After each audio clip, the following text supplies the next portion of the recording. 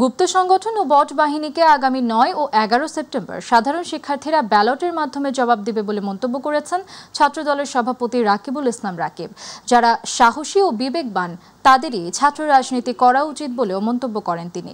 দুপুরে নারী শিক্ষার্থীকে গণধর্ষণের হুমকি, রাজশাহী বিশ্ববিদ্যালয়ের ছাত্রদল নেত্রীদের হেনস্থা এবং সারা দেশে নারী শিক্ষার্থীদের লক্ষ্য করে অব্যাহত সাইবার বুলিংয়ের প্রতিবাদে জাতীয়তাবাদী ছাত্রদলের নারী নেত্রীদের উদ্যোগে সুপ্রিম কোর্টের সামনে প্রতিবাদী মানববন্ধনে তিনি এই কথা বলেন।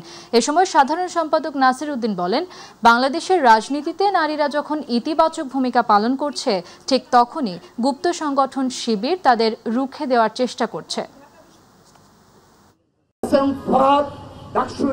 প্রার্থী এবং ছাত্র সমাজ তার বিরুদ্ধে অবস্থান নিয়েছে।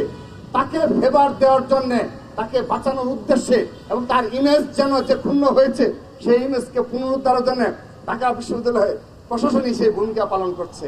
সেজন্য তার আবেদনের প্রেক্ষিতে নাকি তদন্ত কমিটি গঠন করেছে। অর্থাৎ তিনি যদি আবেদন না করতেন তার মানে কি তদন্ত কমিটি গঠন হতো না? তার মানে কি এই আলী হোসেনকে বহিষ্কার করা হতো না? ধিক্কার জানাচ্ছি স্পষ্টভাবে। সব সময় বিগত একটি বছর এইভাবেই বিশ্ববিদ্যালয়ের প্রশাসন সরাসরি এই যুদ্ধ অপরাধী এবং স্বাধীনতা বিরোধী, মুক্তিযুদ্ধ বিরোধীদের প্রমোট করার জন্য সর্বোচ্চ বন্দোবস্ত করেছে।